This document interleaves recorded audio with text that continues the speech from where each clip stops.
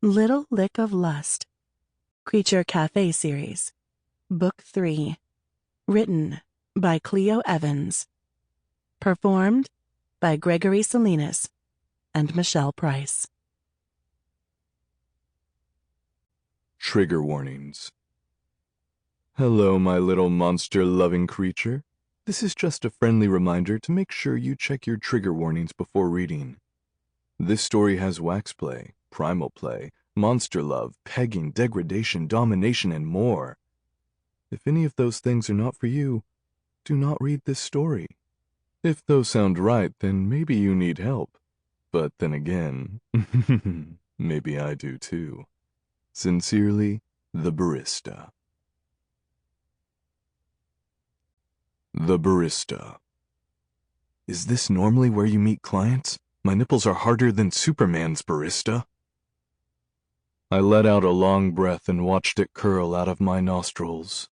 My client stood in front of me looking around the Creature Cafe storage room like it was a dungeon.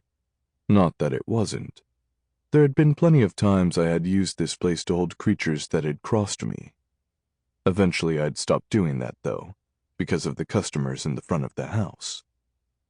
Now, this really was a storage room, and the only place I could find privacy when at my cafe. One of the waitresses up front always found me. Always, without fail. It didn't matter where I was in this cafe. The girl had a knack for seeking me out when all I wanted was silence. Listen, I'm going to make this fast because I hate the cold. I know the drill. My friends have both told me the spiel. I would like to find someone to love, someone to woo, someone brave enough to ride a bull if you catch my drift. I laughed and ran my fingers through my beard. I swear, Rum, you're going to give me gray hairs. I don't care about the package below. It can be a surprise. I just want to find my soulmate. I didn't think it was possible, but you found someone for an incubus and a dragon. Miracles can happen, yada yada yada. Surely there's someone out there who can deal with this, he said, gesturing at his body. He was a minotaur hybrid, but the hybrid part only allowed him to seem human for a few minutes every now and then. It was almost like camouflage in the world of humans. Monsters didn't want to be seen by the world anymore, fearful of the reaction that could happen. Amazing that creatures could be afraid of beings so much weaker than them.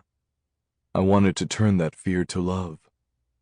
Rum wasn't like his other friends. When you looked at him, he was a creature through and through. His bullish horns stretched above his head. His skin was covered in mahogany fur with a black patch around his chest. Sample complete. Ready to continue?